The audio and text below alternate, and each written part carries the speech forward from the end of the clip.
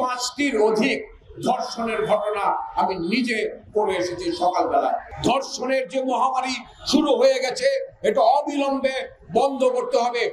আমার 2 কন্যা আছে, আমার 2 কন্যার বাবা আমি যখন এই সমস্ত ঘটনাগুলো ঘটে তখন বাবা হিসাবে আমি অত্যন্ত লজ্জিত হই, এই কারণে যে যাদের সাথে এই ঘটনাগুলো ঘটছে তারাও তো কারো সন্তান।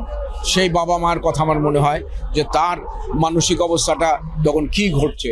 আমি খুবই শঙ্কিত এবং খুবই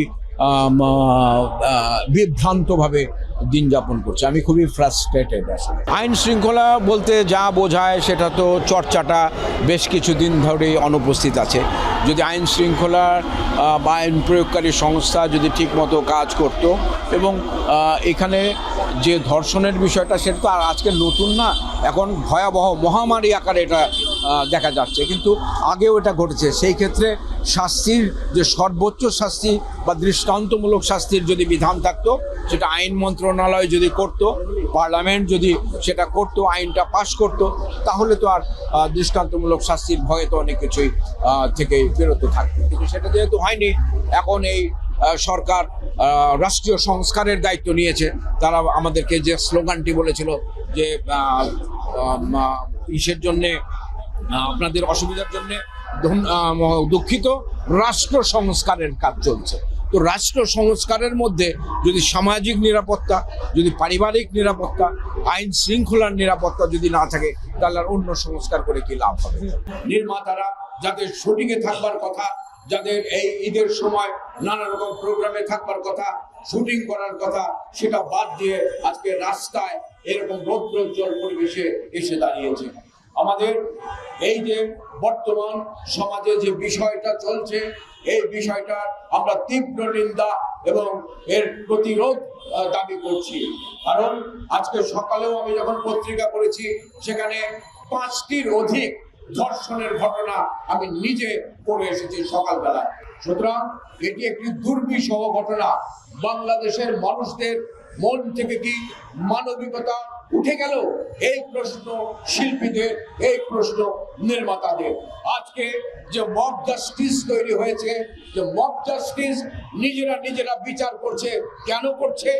যারা এগুলো করবার কথা, আইন প্রয়োগকারী সংস্থা যাদের এগুলো করবার কথা, স্বরাষ্ট্র মন্ত্রণালয় যাদের এগুলো করবার কথা, আইন মন্ত্রণালয়, আইন উপদেষ্টা, তারা যখন কোনো কিছুই করছে না, তখন জনগণ নিজের হাতে অনেক ক্ষেত্রে বিচারের দাবি তুলে নিচ্ছে এবং বিচারের কার্যক্রম তারা করছে। এইভাবে যদি চলতে থাকে, বাংলাদেশ বর্তমানে যে অবস্থায় আছে সেটা বসবাসের অযোগ্য হয়ে যাবে। আমি আমার 2 কন্যা সন্তান যখন এই সমস্ত ধর্ষণের কথা বিভিন্ন সোশ্যাল মিডিয়াতে, পত্র পত্রিকাতে ঘুরে বেড়ায়, তখন আমার নিজের কাছে নিজেকে খুবই অপরাধী মনে হয় যে আমি আমার মেয়ের কাছে কি করে মুখ দেখাবো যে আমার মতোই কোনো বাবার, কোনো মেয়ে, কোনো ছোট শিশু, নারী এরা ধর্ষিত হচ্ছে, এরা নানা রকম প্রবঞ্চনার শিকার হচ্ছে। বাবা হিসাবে, মা হিসাবে আমাদের কি কর্তব্য? সন্তানের নিরাপত্তা রাষ্ট্র দিতে পারছে না, আমরা পারিবারিকভাবেও দিতে পারছি না। সুতরাং আমি উদাত্ত কণ্ঠে আজকে এখানে বলতে চাই, এই যে অবস্থা চলছে, ধর্ষণের যে মহামারী শুরু হয়ে গেছে, এটা অবিলম্বে বন্ধ করতে হবে। আপনাদের কাছে আমাদের অনুরোধ, আপনাদের লেখনীর মাধ্যমে, আপনাদের মিডিয়ার প্রচারণার মাধ্যমে এই বিষয়টাকে নিয়ে এমন একটা সোচ্চার করে তুলুন পুরো বাংলাদেশকে, যাতে এই ধর্ষকদের, এই প্রতারকদের সর্বোচ্চ যে শাস্তি সেটা নিশ্চিত করতে এই সরকার বাধ্য হয়। আর তা না হলে আমরা বলতে চাই, এই বিশৃঙ্খলা, এই উশৃঙ্খলা শিল্পী সমাজ, নির্মাতা সমাজ আর মেনে নেবে না। আমরা আপনাদের কাছে কিছুদিনের দেখব, আমরা সময় দিচ্ছি, আপনারা এটা যদি নিশ্চয়তা করতে পারেন, যদি বাংলাদেশকে একটি শান্তির জায়গায় নিয়ে আসতে পারেন, তাহলে আপনারা আপনাদের রাষ্ট্রীয় কার্যক্রম করবেন।